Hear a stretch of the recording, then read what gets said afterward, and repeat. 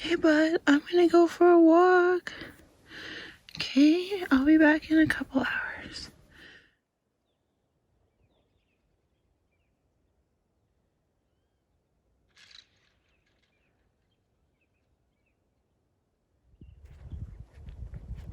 Look, you really don't have to go anywhere. I just want to go for a walk.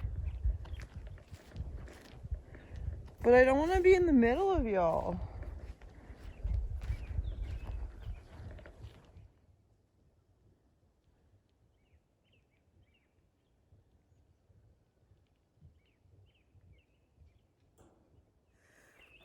It's like 5 a.m. and I decided to go for a walk. And I realized there's an elk at the back of the yard and then a bunch of white-tailed deer. And so I'm like watching them. And then I realized there's like elk in the neighbor's yard, elk in the other neighbor's yard, elk behind. Oh, they were everywhere, but it's very early. But it's nice because it was so warm yesterday. It's nice and crisp out. And I'm super stoked to go for a bit faster walk than Frank can keep up with. And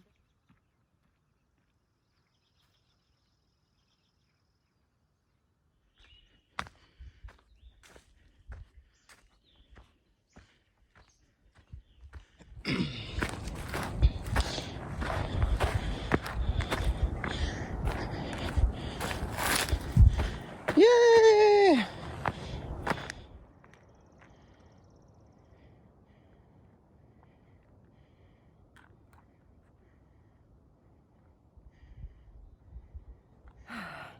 I made it! I didn't quite beat the sun here, but I got work trying. I'm gonna go find somewhere nice to sit down for a while and just catch my breath and enjoy the view before going home and having coffee. Oh, I knew if I made coffee, I would like not end up coming up here. So I came up here first so that coffee's a reward.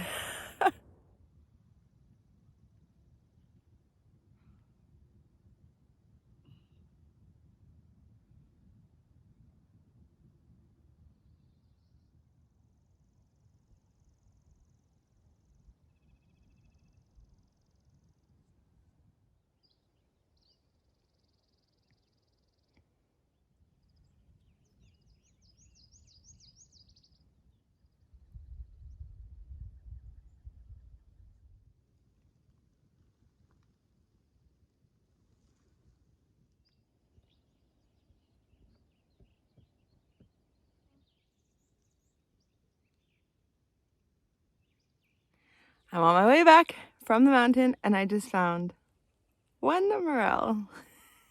Mmm. Mmm.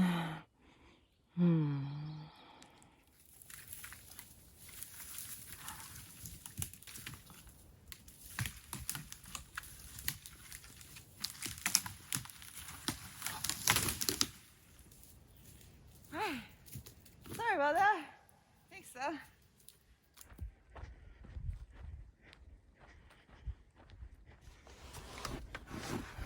Hi, Frank.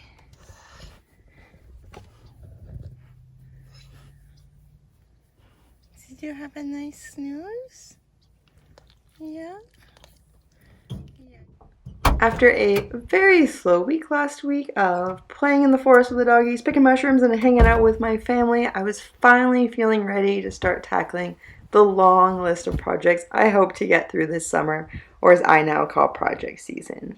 First up is just a quick little project to better manage moisture under the mattress and prevent mold. Mold is a really big issue in tiny spaces, especially in moist climates. So if that's something you're interested in, I will be doing a short episode dedicated to that soon, so stick around. So for this project, I am using untreated cedar slats for airflow and fungal prevention.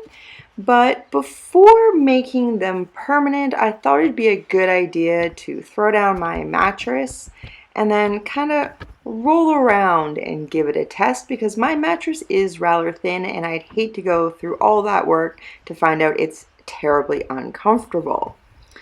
To start, I measured out all the different pieces I would need, the lengths, and calculated the number, because I do have a hinged door and wanted to do a particular arrangement to maximize airflow given the dimensions of my bed.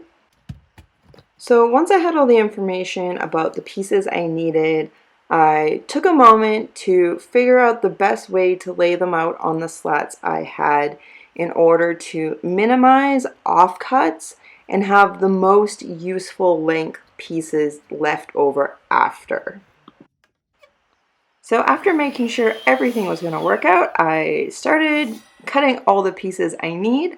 I don't actually have a lot of experience with power wood cutting tools, because when I did my build, that was my grandfather's role. I did the planning and measurements and a lot of the assembly, and he did all the cuts for me.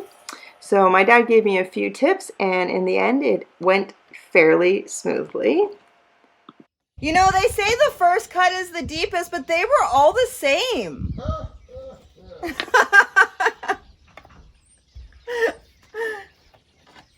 So with all my pieces ready, it was just a matter of nailing everything down. It would have been a lot easier to use a brad nailer, but I didn't have short enough pins for this project, and I had this whole box of finishing nails from another project that just happened to be the right length.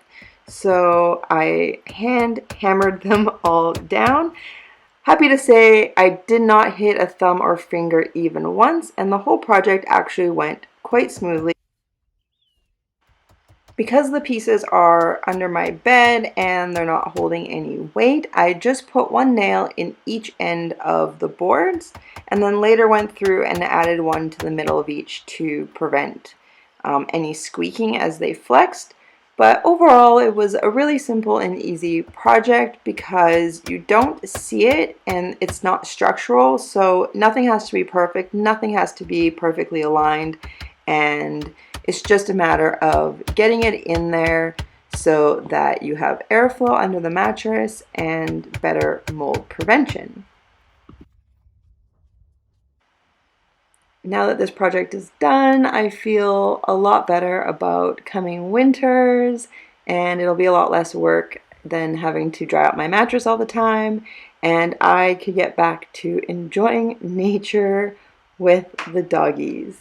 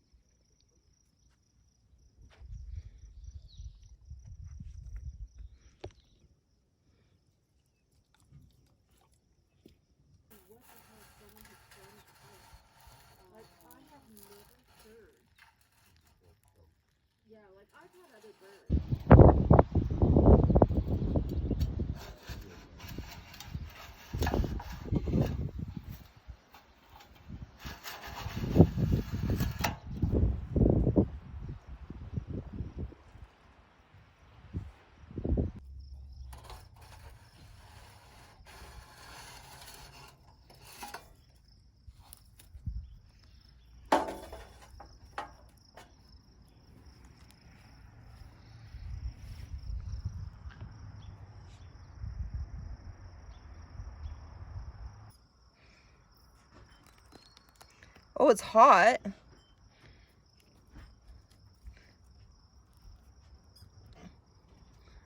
Oh, I think it's cooked.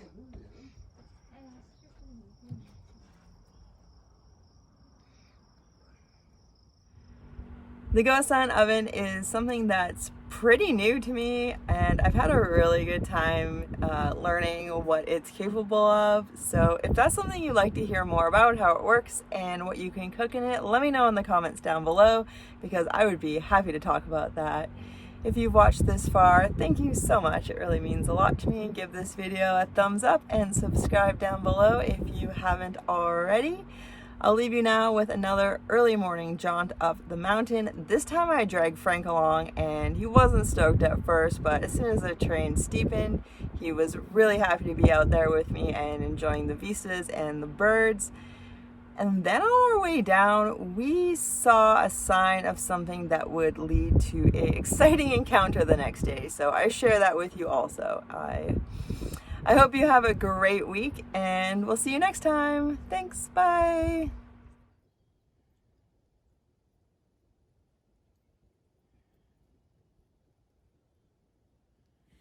It's super early.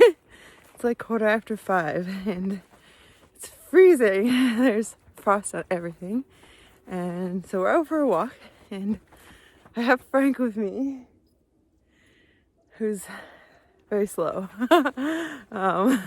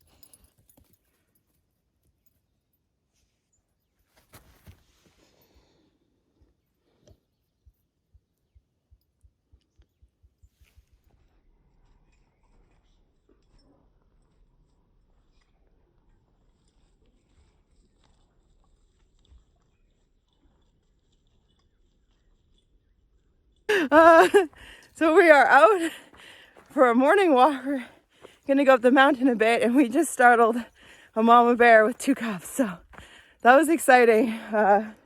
Basically, as soon as we realized they were there, as the mom was crashing through the bush to get up the tree, and then her cubs followed her up, and we had 2 of the dogs with us, and the other one came back right away. So nobody got hurt, and the bears were more scared of us than we were of them. And then we just made some noise and got out of their space. And when we come back down, we'll find a different way down, so they don't have to get startled again. Is that exciting, Frank?